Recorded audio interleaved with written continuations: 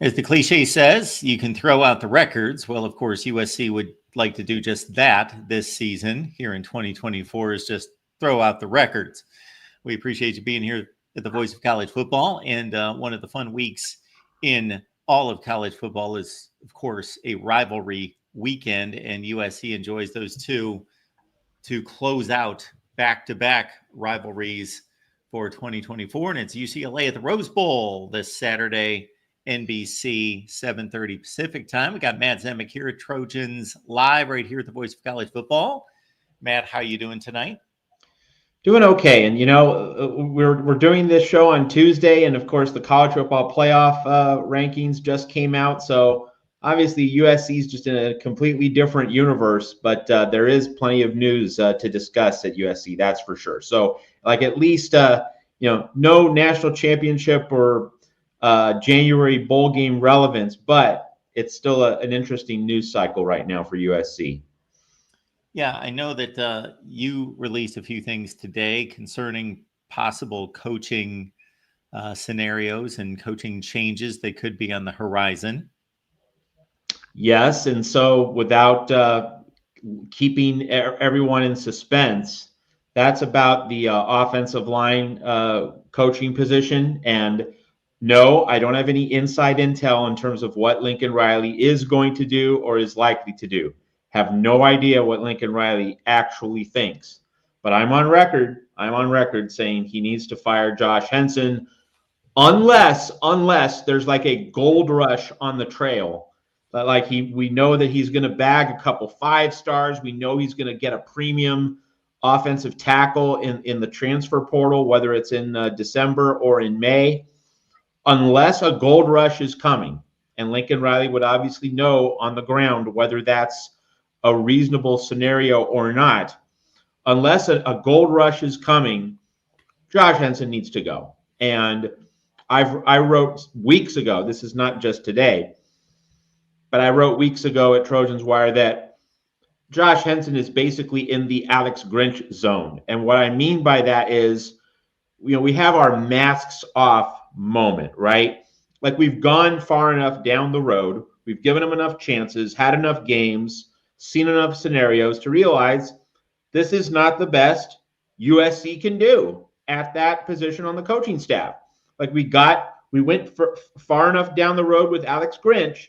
It became apparent this is not the best USC can do, not even close. And Lincoln Riley did, fire Grinch a couple weeks before the end of last season, of the 2023 season. I'm not saying that Lincoln Riley should fire Josh Henson now. Might as well see this thing out through the Notre Dame game.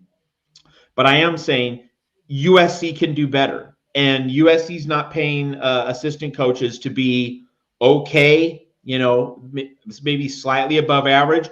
I do think that if you're grading the USC offensive line for the whole season, the whole 2024 season, the highest grade you could possibly arrive at, right? The highest grade, the ceiling for this team for this group, based on what we've seen through 10 games is a B-. And I think that's being a little generous. I would probably land on a C+, but the highest grade you could give is a B-. And you don't come to USC to get a B-, not as a coach, not as a program. And so there needs to be something better. And so to just fill in the final piece of my article, but you can go read it at Trojans Wire to get all the details. But the final piece of the puzzle is this: Sam Pittman, Arkansas head coach, finally on the hot seat, on the fence. And which way is this going to go? We don't know. I don't know. I'm not making any predictions. But I will say that the outcome of the Arkansas-Missouri game, the Battle of the Ozarks, that could tip the needle one way or the other. If Arkansas wins, Pittman might be able to get another season in Fayetteville. If he loses, decent chance that he's not around for 2025. And so, if you know your Sam Pittman, if you know his biography, his story, where did he coach 7 years ago? He was Kirby Smart's offensive line coach at Georgia when Georgia got to the national title game in Atlanta, led Alabama late in regulation, led Alabama in overtime before 2nd and 26. So Sam Pittman got Kirby Smart in Georgia this close to a national championship with elite offensive line coaching and development. He can recruit the South. So if I'm a USC fan, and I am, and some people think I'm not, but really, again, my dad went there. I want this program to succeed. It's not just for the Trojans Wire page views, though, of course, that's kind of the immediate, feed my family factor on the table. But no, I want to see USC do well. And so I'm rooting for Arkansas to lose to Missouri. I'm rooting for Arkansas to lose because Sam Pittman would be a great choice to replace Josh Henson as offensive line coach. And that would be a home run for Lincoln Riley. It would be about the best he can do. And again, I'm not predicting, all right? I'm just saying Pittman being available gives Lincoln Riley a pathway, a solution, an answer to upgrade the position on his coaching staff, which is in most need of an upgrade. And so if we just imagine the hypothetical, again, no predictions here. I'm not predicting a thing. But if Sam Pittman becomes available, if he's on the big board, Lincoln Riley then has to move heaven and earth to bring him over to Los Angeles. And then USC has an upgrade on the offensive line coaching spot on the staff. And Lincoln Riley fixed the defensive staff. He has the right guys over there, but he needs that offensive line coach. He needs that skull crusher. He needs that home run hitter. Josh Henson's been hitting bloop doubles. And not terrible, but not at the USC standard. Like, this is not student body right. John Robinson died earlier this month. This is not 1978, 1979 John Robinson USC offensive line coached by Hudson Houck, arguably the greatest offensive line coach ever in history. Like, there are a few others that belong on the Mount Rushmore of offensive line coaches, but Hudson Houck is one of them. No question about it. College and pro. And that also kind of, reminiscing and thinking back to the halcyon days of John Robinson, of John McKay, the 1970s at USC. Student body right, student body left. And all the mashers who went to the pros and had great careers. Bruce Matthews, Keith Van Horn, Roy Foster, Anthony Munoz, the list just goes on. Brad Buddy, the list goes on and on and on and on and on. USC is nowhere close to that standard right now.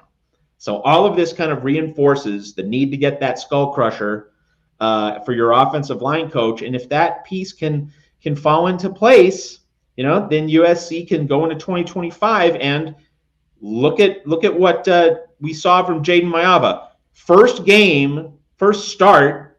So there were bound to be mistakes, but you saw the extra dimensions. You saw the added components. You saw the things that Miller Moss just can't do. And it's not even being critical of Miller Moss. Miller Moss is just a 7-step drop, chained to the pocket, pro-style passer.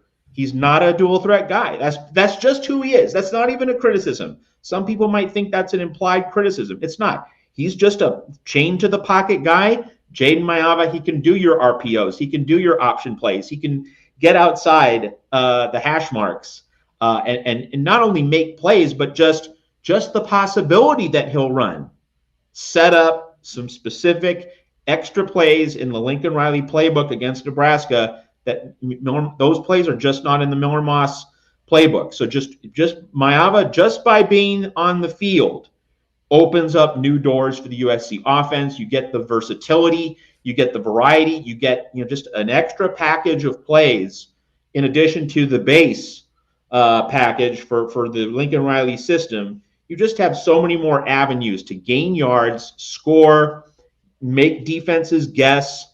And so if you get an elite offensive line coach with Mayava next year, with the added versatility, added depth in the offense, just the possibilities expand for Lincoln Riley at USC, and you can get that offense back to the Lincoln Riley standard. And, USC won over Nebraska, and that's great, but 28 points. And USC has been hitting 28, 29, 30 points a lot this season. It has not been getting north of 30 points most of the time. And so that is definitely below the Lincoln Riley standard. And it's just a shame that, we didn't have the Caleb Williams offense with this D'Anton Lynn defense. And my goodness, as we switched from offense to defense, this defense allowed just 13 points to Nebraska. Now, a lot of that has to do with Dylan Raiola not being very good and Matt Rule he's having as bad a season coaching as Lincoln Riley is. Like both those guys, they met in that 2019 Big 12 championship game. Baylor, Oklahoma, went into overtime. It was for a spot in the college football playoff. I'm sure when you watch that game, Mark, and when all of you watch that game, folks, here at the Voice of College Football, you had to be sitting there 5 years ago thinking, whoa, Matt Rule and Lincoln Riley, they're going to be owning this sport for a long time to come. Young guys, whole future ahead of them. They clearly have their stuff together. They're going to be regularly cranking out winners wherever they are, wherever they coach. And yet on Saturday, Lincoln Riley and Matt Rule both coached very poorly. Lincoln Riley had some extra plays for Jaden Mayava, but USC was sloppy. USC was undisciplined. It was a ragged, ugly game. USC got very lucky on a couple of pinball catches that went off the helmets of Nebraska defenders. It was not a well-played game. And so the downfall of both Lincoln Riley and Matt Rule has been impossible to ignore.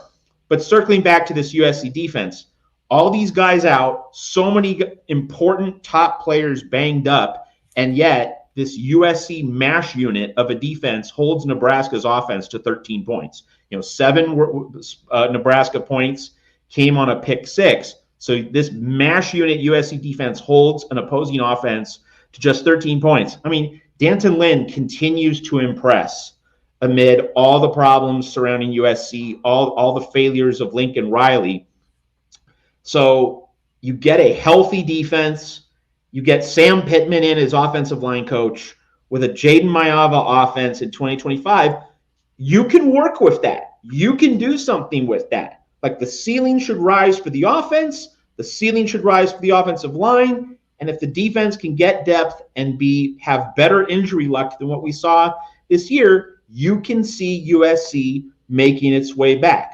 But obviously, that's a lot of ifs and a lot of things that have to fall into place. So to bring it all the way back, I have no idea what's going to happen with Sam Pittman and Arkansas. But if you're a USC fan, you want Pittman to be available on that big board so that Lincoln Riley at least has the chance to go get him. That's bringing everything full circle here at the Voice of College Football. Appreciate you being here, everyone. Comments and questions are welcome. Super chats are available as well to keep us going here at the Voice of College Football. So we appreciate your contribution. It's my process every Saturday to watch 2 games at noon, 2 games at 3:30 Eastern, 2 games primetime, and just take page after page and page after notes. And I did not get to execute these because I usually do an instant analysis on all those games, but Nebraska USC was one of them, and I didn't. I was kind of combing through here to see if there's anything of note. But of course, the evaluation of Mayava is first and foremost, and just much different quarterback than Miller Moss, as you just addressed there. Just so much more that they can do with him. He did throw some balls up for grabs. There was a couple that could have been picked off, one down near the goal line that Deuce Robinson made a remarkable play on. And that guy is a matchup nightmare when he's healthy and right and out there. Deuce Robinson was phenomenal in this game. I took note of the punting, that USC is number 1 in the nation in net punting, which is a bit of an upset considering some of the special teams woes of recent years.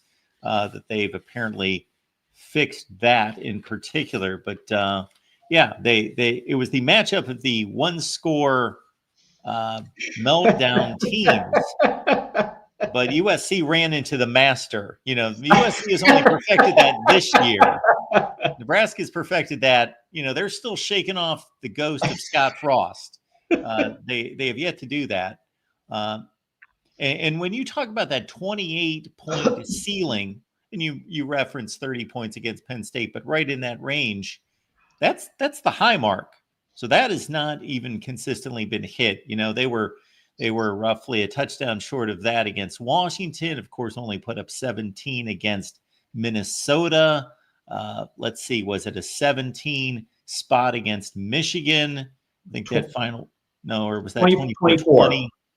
But yeah, they've been living in the 20s all year long. Yeah.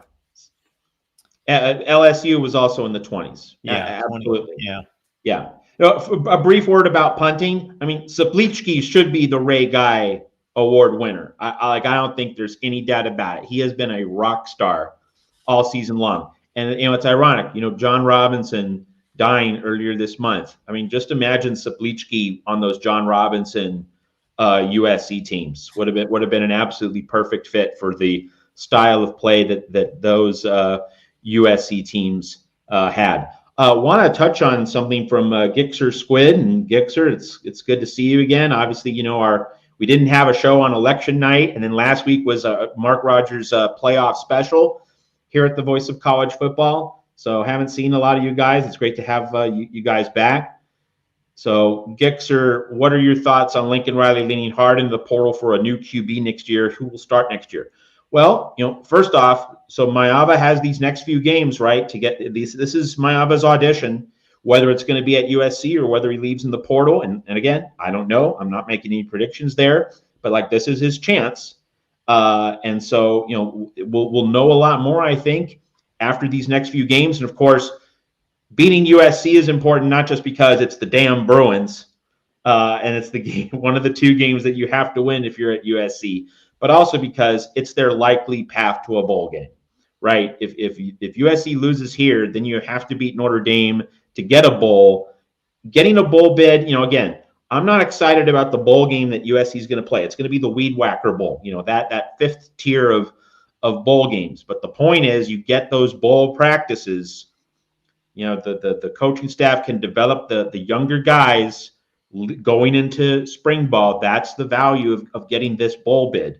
It's not going to be the bowl itself. It's just going to be the chance for player development to occur. So that's part of the significance of this UCLA game. So assuming that USC can get a bowl, Maiava would not only get these next two games, but then he would also have the bowl game as well. And then USC can see, where it sits in terms of 2025. But if Maiava does really well, he will. Going to battle with him as the QB1 doesn't seem like a bad outcome. Now, we have the Julian Lewis decommit and the Husan Longstreet commitment.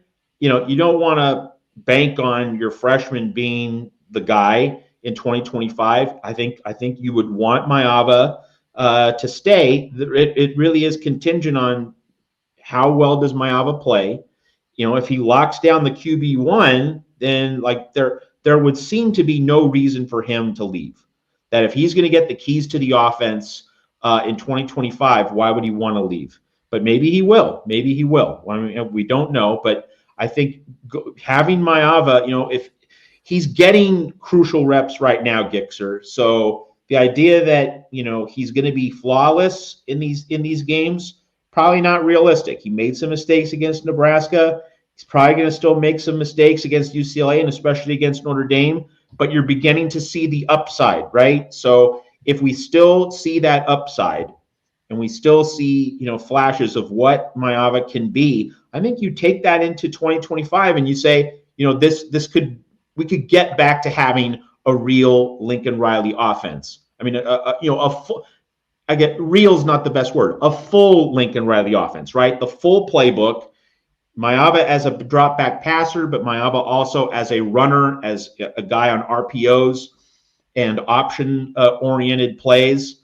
You have a fuller playbook with Maiava compared to what you had with Miller Moss. So I don't necessarily think that we should assume USC needs a portal quarterback. And I would say, Gixer, that the big thing is USC needs that premium veteran lockdown offensive tackle in the portal. The guy who was Bobby Haskins for the 2022 team. Let's remember that USC whiffed on its portal acquisitions on the offensive line last year. Jarrett Kingston. Pregnon wasn't good last year. He's become good this year, but last year he wasn't all that good. Ethan White medically retired. Never played a snap for USC coming over from Florida. So that was a washout. And the other portal pickups last year, they never amounted to anything. And USC wasn't able to get that veteran tackle in this 2024 offseason. And again, I can't say it enough. And I know that Jeff Rodriguez and some of our other loyal viewers here at the Voice of College Football, they've said this too. So I'm not like at the forefront of this. I just agree with Jeff Rodriguez and some of our other loyal viewers here at the Voice of College Football. I agree that, man, if you had that veteran elite tackle, someone who didn't need to be coached from scratch the way the other young offensive linemen have needed to be, if you had that veteran proven offensive tackle to hold down his spot while the younger guys were coached up and brought along, you could have had so much more consistency and continuity on this offensive line. And we talked a lot in the offseason, about, does USC need to shell out the money for that premium offensive tackle? And with the benefit of hindsight, we can debate, we can revisit what we said in April and May of this year. But with the benefit of hindsight, we can certainly sit here now in late November and say, yeah, USC needed to make that investment in a premium offensive tackle. So Gixer, I would say, if you're giving me a choice, quarterback or offensive tackle, it has to be offensive tackle. You have to just have a guy you can just put on that tackle spot and he'll lock it down the whole season, and you can develop the other guys on that offensive line that aren't as experienced, that need more teaching. And like Elijah Page, he's come along this year. He was really good against Nebraska, got a really high grade. I saw Trojan Blades tweets and analysis. It was spot on, but you can't expect younger players to be instant factors early in the season, that you hope that they will grow and evolve over the course of the year, as Elijah Page has done. But you need those veterans in September and early October. You need guys who can just hold it down. There's no question about what they're going to do, whether they're going to carry out their assignment. And let's just engage in this brief hypothetical. Let's say USC had that elite veteran portal tackle against Michigan, against Minnesota. Then you're not having those crucial, high leverage, high stakes, late game possessions getting blown up with your offensive line, not being able to block on a shovel pass against Michigan, not being able to block the outside pass rush from Minnesota, which created that killer Miller Moss interception, which really was the whole turning point of USC's season. You have that veteran offensive tackle locked in, no worries. He's going to get the job done in September and early October. That's transformative for your season. And then the young guys, as the season goes along into late October, early November, they get better. But you have veterans to anchor that line in the first half of the season. I think we can see the economy here. We can see the alchemy of all of this. And so that's where USC on offense, that's where USC needs to lean into the portal, offensive tackle. And then on defense, it's just beefing up that line. Because the injuries chewed up the front four, and you can never have too many bodies. And so the Trojans are going to have to get some portal pickups there as well. Ripstar is investing $1.99 into self-promotion here, apparently. Ripstar is the greatest. Woo! Okay, so we gave you your money's worth there. Ripstar. Speaking of self-promotion, Disputed National Champions, that's the book release by yours truly. It's a historical look at the 1990s season by season as we tear apart the results, the storylines, the players, the games that mattered, the votes, the validity of the votes, the aftermath of those seasons, who got left out, who got screwed. And then it's not just a history book, folks. We take each one of those seasons and we put it into the future postseason models of the BCS, the 14 playoff, the 12 team playoff, and then the proposed 14 team playoff, which was a whole lot of fun. And the link is in the description section of the video. You can shop on Amazon, or you can just go to Amazon and look up Disputed National Champions. All right, not contending for national championship for quite some time. Technically, I would say the 1998 season would be UCLA, of course. The famous Edger and James game at the Orange Bowl. They did get off to a 10-0 start in 2005 with Maurice Jones-Drew at running back. But UCLA playing much better football in recent weeks. We've had a chance to see them the last 2 weekends where I've really checked out on UCLA. As you can imagine, I'm trying to watch the best teams play and the biggest matchups, but they've been on the last 2 Friday nights against Washington and Iowa. So I have been able to watch them start to finish. And I got to say, for a situation in which Deshaun Foster looked completely outmatched and in over his head for the first part of the season, they've rallied rather well and have acquitted themselves in recent weeks. They came into the Iowa game last in the Big Ten in rushing yardage per game, and they got Harden fired up, and he trampled the Hawkeyes, and they won that game despite some red zone goal line mistakes and interceptions and fumbles that cost them a lot of points. The Washington game was a game that they could have won, but they were outclassed, and just a little bit better were the Huskies on that night. So, this is not a horrendous football team. It's a solid defensive team that really can defend the run in particular. And Ethan Garbers is pedestrian, but, he's got some mobility. He's a bit of a gamer. And so the Bruins come in having a 4-game winning streak snapped by the Huskies in Seattle last weekend. So they've got to win the final 2 to get some extra bowl practices themselves and play an extra game to try to win that 7th game, Matt.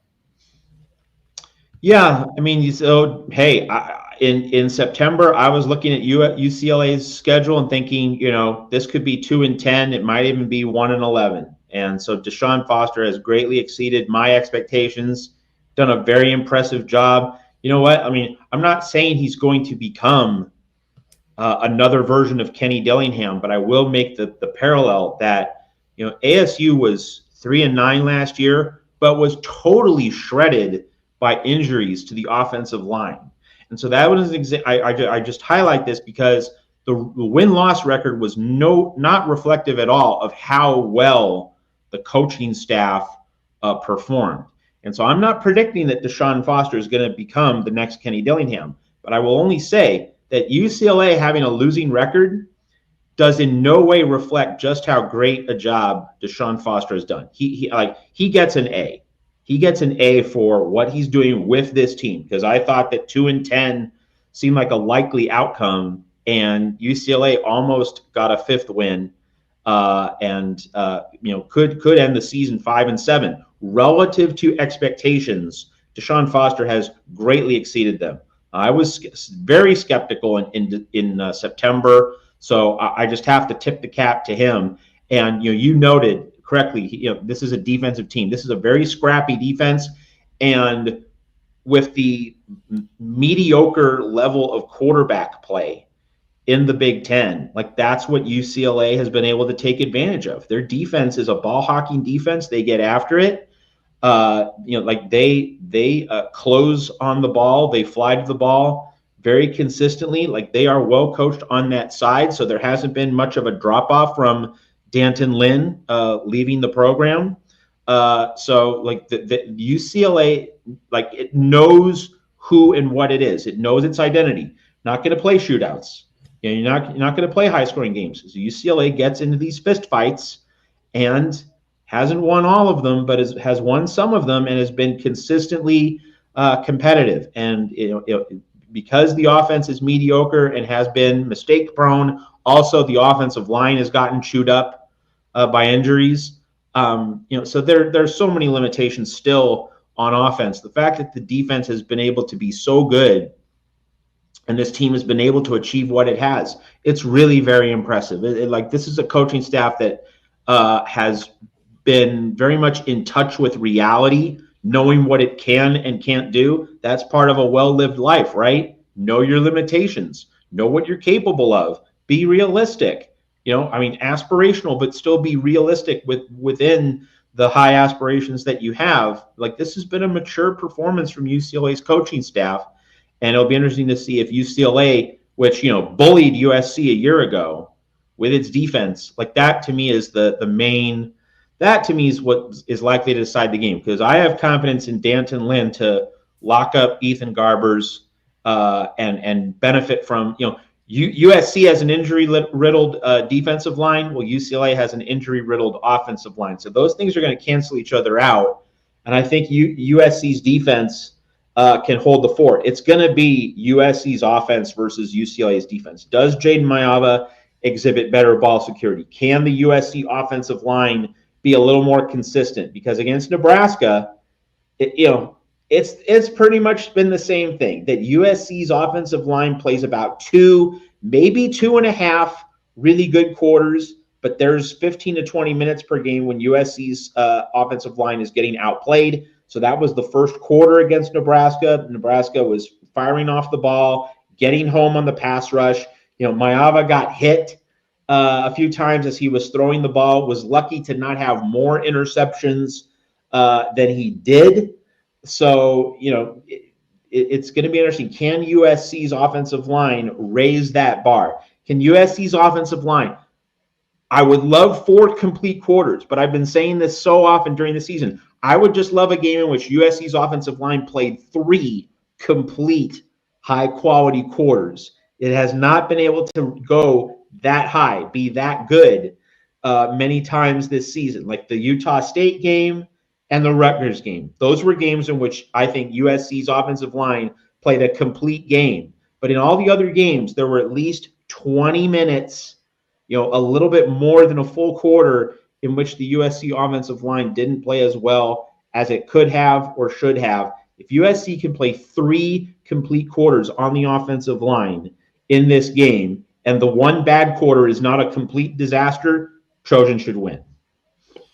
Preseason perceptions and expectations linger. I'm guessing that if you would ask the average college football fan who should win this game, they wouldn't even think twice about it. And certainly our audience here, I'm sure, is 90-some% thinking that USC just wins this game, because I've heard all sorts of comments out there in our various chats and so forth that, okay, well, we're moving on to Notre Dame. We'll win this one. And then we think we can challenge Notre Dame. But Vegas has this as a 4.5-point game. This is no walkover in regards to the way these teams have been playing. They come at it in from 2 very different places, but USC should win this game. I am right there with you from a talent standpoint. Yes, they should win this game. However, UCLA's they're playing hard, and they're playing for their coach, and they're playing for themselves, and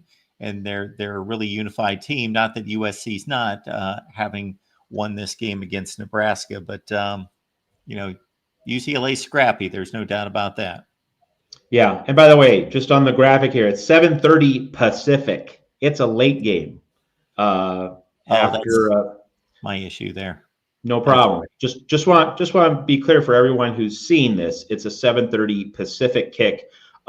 Should mention, just on that note, that Saturday is a day, if you are a USC or a Notre Dame sports fan, just keep it on NBC, because you have USC Notre Dame women's basketball at 4 Eastern. Then you have Notre Dame Army at Yankee Stadium at 7 Eastern on NBC. And then this game at 10:30 Eastern, 7:30 Pacific on NBC. So an amazing USC Notre Dame flavored sports triple header. Just an amazing afternoon of sports if you are a Trojan or a member of the Fighting Irish. So just keep it on NBC. In terms of the game and the 4.5 point spread, I was on record as saying no, we didn't do a show last week, but to anybody who asked me, I said I like Nebraska plus the 7.5, and was on the right side of that bet for pretty much the whole game until the end. Breaks of the game, but like fundamentally, that game was close. That game was tight. And USC has not shown consistently that it can rise above. And USC is below 500 against the spread this season. So, like, if you're just looking at the whole trajectory of the year, like you're saying, like USC does not cover spreads most of the time. The other point that I would make is that Jaden Mayava is probably going to make at least one turnover. I mean, if you're saying, Jaden Mayava is not going to commit a single turnover against a really good ball hawking, aggressive UCLA defense. The USC offensive line is going to stonewall UCLA's defensive line the whole game. I wouldn't say that. Like, I don't think those things are likely to happen. So if you assume that Jaden Mayava is going to commit at least one turnover, and if you assume that one turnover or perhaps other mistakes that aren't turnovers but still, hurt USC in terms of leaving points on the field, or giving up a possession that UCLA is able to turn into a short field. If you assume that Mayava is still going to make a few notable mistakes, then UCLA plus the 4.5 would be the side that I'm slightly leaning to. But I would pass on this game. To be honest, I would pass on this game. I wouldn't lay a finger on it. UCLA would be my lean, but USC is obviously a much more talented team. It has a much more talented offense. It has a much higher ceiling. Like, USC could play an average game and win this by 7, 24-17, 27-20, 31-24. It would be utterly unsurprising. So if you put a gun to my head, I'm leaning UCLA. But really, part of the wisdom of sports betting, for those who dare to enter into it, is that you don't have to bet on everything, and you shouldn't bet on everything.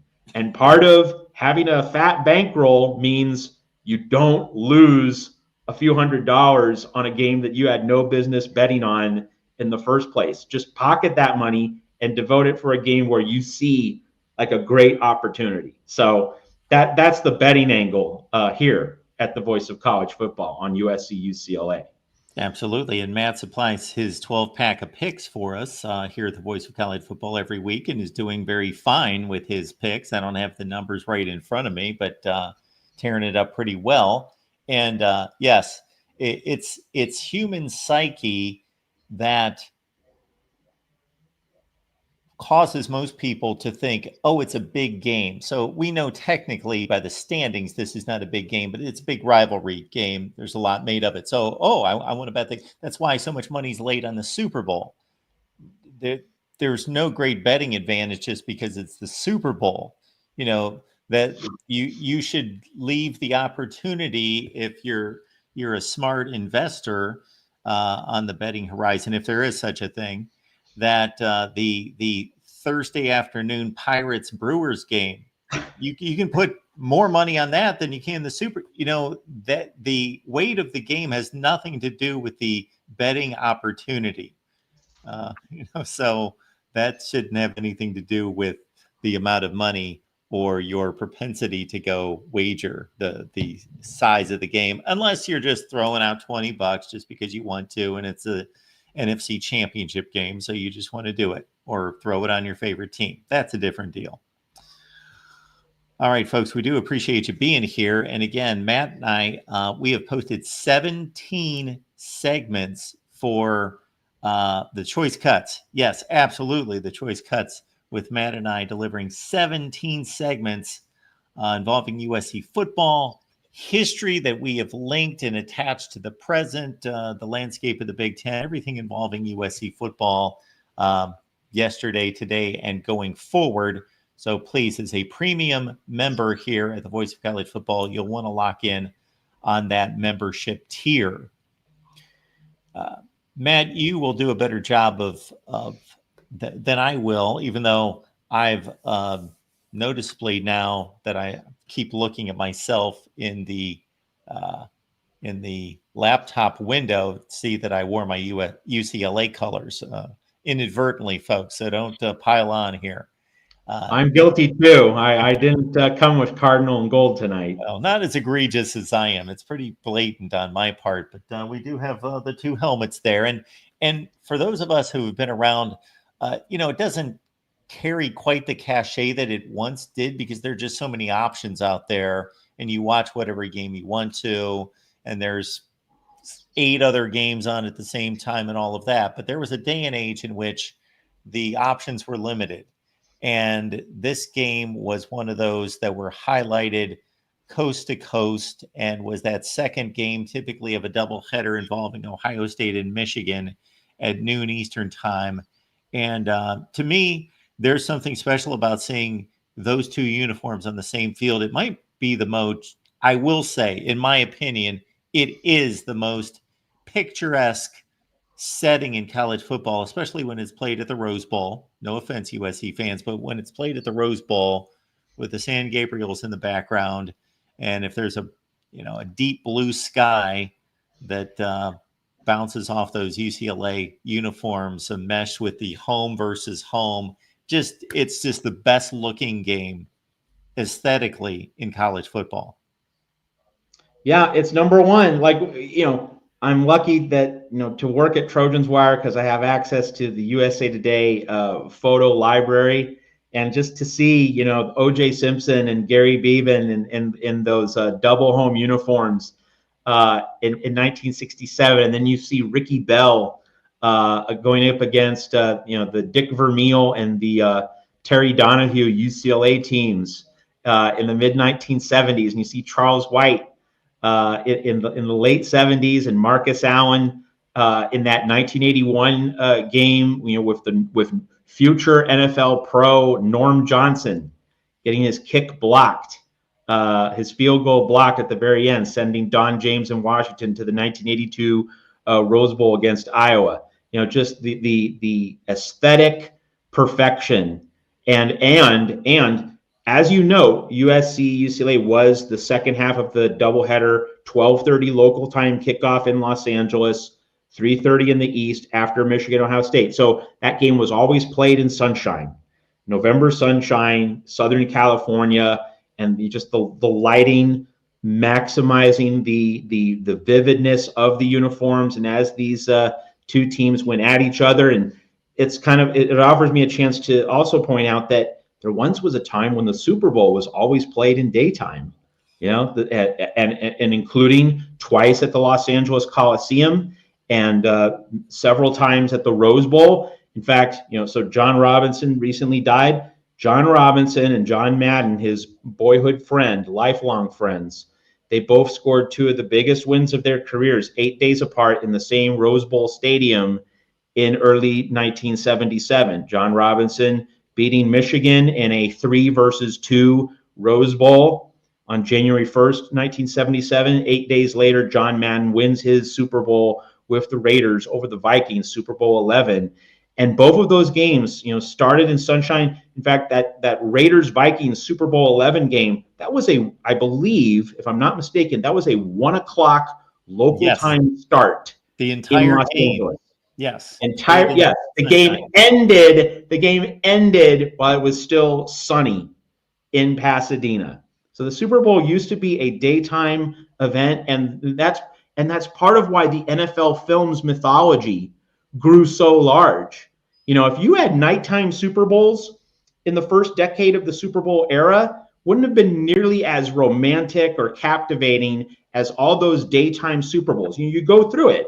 And Mark, you're Mr. Tom Landry historian, so you know all about those Dallas Cowboys Super Bowls, but that Super Bowl 5 against the Colts, daytime Super Bowl, ended before nightfall. Super Bowl 6 against the Dolphins, daytime Super Bowl, ended before nightfall. Tom Landry getting carried off the field in Super Bowl 6 in sunshine, full sun at the end of that game. So the NFL Films brand grew because those Super Bowl film shows were just so aesthetically perfect. And so if you're wondering, hey, Matt, can you bring this back to USC, UCLA?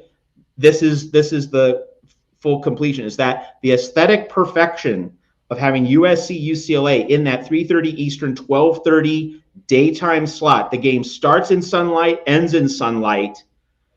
It's part of the perfection, and it's part of the mythology and the legend of this series as part of a central slice of American sports. It's a treasured piece of Americana, and so it's really unfortunate that now this gets relegated to the late night shift on NBC. You really wish that this game would be a 12:30 p.m. Los Angeles game every year. Sadly, we've gotten away from it, and of course Notre Dame USC, that's almost certain to be a night game as well the week later. But that notion about the daytime kick, the double home uniforms are the number one reason this is this aesthetic perfection. But the daytime element of it for decades, when this was annually a daytime event, that's also part of the mythology, the legend, and the stature of the USC UCLA football rivalry. Well stated, Matt. And just to put a capper on your Super Bowl rundown there, the one in the Rose Bowl with the Raiders and the Vikings, that was the last daytime Super Bowl. The next year they played at the Superdome, which you wouldn't know whether it was played during the day or the night, but it was a late afternoon game, Broncos Cowboys. And then on the other side of that game was the next outdoor game at the Orange Bowl with the Steelers and the Cowboys that started in the daylight, was the first one late afternoon that went into the nighttime. And then from then on, they played late afternoon kickoffs at the Super Bowl. And I love how you know these things and I know these things, and we both know we know these things. That's one of our special mind melds here at the Voice of College Football. Yes, it is. It is. I will bet, Mark, you know when the last World Series day game was played. That would have been 1974 A's Dodgers. You talking about where all the games? Well, I mean, okay. In terms of a game that started in daytime ended, okay. Are you 1987 Game 6 Cardinals Twins? That was I believe a 2 p.m. local time start, 3 p.m. Eastern. It was close to there, but that was an afternoon game. I'm sorry, in the Metrodome. I'm sorry, I misinterpreted your question. I thought you meant that the entire World Series. Oh, the entire one. The entire one. Because the first night game was 71 Orioles Pirates. Okay. I know that the majority of the 1970 Orioles Reds was the last full daytime World Series. But but the last day game at the World Series was Game 6 Cardinals Twins 87. Anyway. I spend way too, you can tell I spend way too much time studying these kinds of obscure niche things. I love it. That might have been the first World Series that went 7 games where the home team won every game. It's certainly one of the few, that's for sure. Yeah. All right, folks, we appreciate you being here. Enjoy USC and UCLA and savor it regardless of the importance in the standings, because there is none.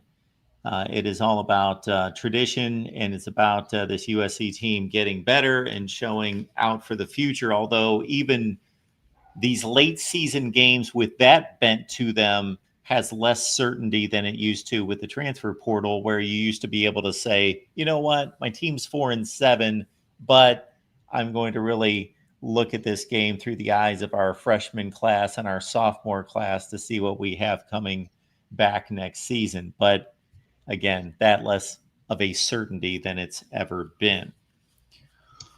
You know, as we wind down the show, there's one other really big plot point.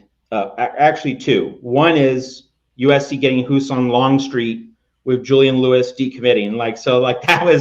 that was a talking point throughout the offseason. Is Julian Lewis going to stay? Is Julian Lewis going to stay? Is Julian Lewis going to stay? So we finally get the answer, and thankfully, Lincoln Riley's done a poor job overall, but we can at least give him credit here. He was prepared. He was ready. He had his plan B. Like, that is a mature program. That's a mature coaching staff. You have your plan B in place if your plan A, your preferred outcome, does not happen or it falls through. So Riley was ready with Husan Longstreet. So thankfully USC has its quarterback, presumably for 2026. I would think that Maava, if he plays well and he doesn't transfer, that he will be QB1 on opening day 2025, and you can bring Longstreet along and have him ready as the backup. So that's obviously a really big thing to note at USC. And I think the other thing that we really have to drill down on here is, and this is a bit of hindsight, this is not something where, I can say that I was right initially, because I wasn't banging this drum, right? So I'm not claiming any credit for this, but I do think generally that the notion of, if you have two quarterbacks, you have none. I hate that saying. I'm not a fan of that, because I remember Steve Spurrier at Florida, and I'm a big Steve Spurrier fan and admirer. And I remember, when Florida upset number 2 Florida State in 1997, a game that affected the national championship chase. It led to the Nebraska-Michigan split title because it got Florida State out of that mix. When Florida upset number 2 Florida State at the end of the 97 season, Steve Spurrier rotated Doug Johnson and Noah Brindise at quarterback. They were two different guys, different skill sets. Brindise was more like Miller Moss. Doug Johnson wasn't really Jaden Maava, but he had more upside. He's the guy that you wanted to throw the ball down the field. You had a more expansive playbook for him. But the point was, you could rotate quarterbacks in and out. You coach them up for specific plays with specific packages, and you don't necessarily take a step back, because, and for people who don't remember this or who didn't follow the SEC in the 1990s, Doug Johnson was a very talented, athletic quarterback, but he didn't have a high football IQ. So Spurrier's reasoning was, I'm going to keep using Doug Johnson because he gives my offense some upside. I can stretch the field with his throwing arm, but I don't want him in there every play because he's bound to make more mistakes if I have him in there for every play. So I'm going to put in my brainy but not as athletic quarterback, Noah Brindise, to be more of a game manager in certain situations, more running situations, more play action situations that call for ball handling, call for being able to make a quick decision if the linebacker doesn't bite on the play fake and gets to the quarterback quickly. Noah Brindise is going to throw that dump off pass, that check down. Spurrier was able to juggle his high-end quarterback and his game manager quarterback perfectly, and Florida upset Bobby Bowden and Florida State, knocked the Seminoles out. That game has lingered with me for a long time, as you can tell. And I don't think that having two quarterbacks is somehow this deficit. So again, I did not say this early in the season, but I do philosophically think that playing two quarterbacks is not an admission of defeat. It's not an inherently bad strategy if you can pull it off. And so in hindsight, again, I'm not criticizing Lincoln Riley for this. What I am saying is I hope Lincoln Riley learns from this, that in the future, if you have two different kinds of quarterbacks and neither one is a superstar, neither one's ready to be an absolute rock star at the position, but you can see that they both have talent. You can see that they both have the makings of something special. The lesson, play them both. And I think a lot of the people watching here on the USC channel at the Voice of College Football, I think we can appreciate the wisdom of that. And I wish I had said this more emphatically and clearly and consistently early in the season, in September. But in retrospect, that was really the thing that Lincoln Riley could have done. I'm not going to rake him over the coals. I'm just going to say, in the future, play two quarterbacks. And don't worry about the redshirt status of the QB2. All right. Play two quarterbacks if neither one is a rock star, but they both bring different things to the table. Just imagine Jaden Mayava not getting the start, but getting like a package of 15 to 20 plays against Michigan, against Minnesota, against Maryland. Those 15, putting him in for like 15 plays, maybe giving him 2 or 3 drives, and Miller Moss can look and observe, study from the sidelines. If Miller Moss is not asked to carry the whole load for the offense, so maybe he makes fewer mistakes. Maybe Mayava is able to run for big yardage on some plays. He's able to execute option plays such as that 4th and 1 that we saw against Nebraska. Let's just imagine that could have been a way to rearrange the pieces of the puzzle to maximize what USC had on offense. And I'm also, just to be clear, I'm also not saying, he should have inserted Mayava as the starter early in the season. Nope. Like Miller Moss was really, really good against Penn State. Didn't win, but he was really good in that game. It's in the Maryland game when Miller Moss's season began to go south, and then it went even more south against Washington. But really through the Penn State game, Miller Moss was solid. Wasn't amazing. He was solid. But just imagine if Jaden Mayava had like 15 to 20 plays in those games where Miller Moss was decent but not spectacular. Just in hindsight, that could have been the formula for USC to have a much bigger year. And so in the future, hopefully Lincoln Riley learns that lesson. Don't worry about burning the QB2's red shirt. Play 2 guys. It's okay. It can work. And in many ways, it can actually give you more avenues of possibility, more opportunities to score, more ways to attack a defense, certainly. I hope we all have learned that lesson, myself very much included, here at USC. I agree with you, Matt.